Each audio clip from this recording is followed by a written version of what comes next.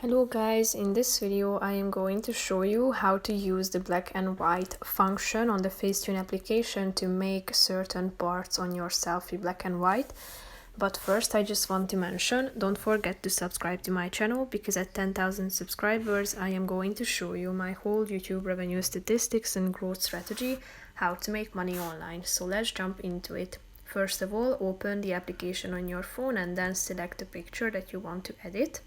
Click on the retouch button down below, which is the second option.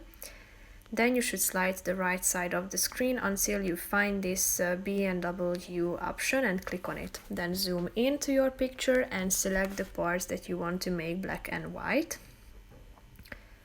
And you can adjust it by the help of this slide in the middle of the screen. If you want to make the whole selfie black and white, just simply wipe over the whole area. If you want to erase any of these parts, just simply wipe over it and then you can see how it looks like.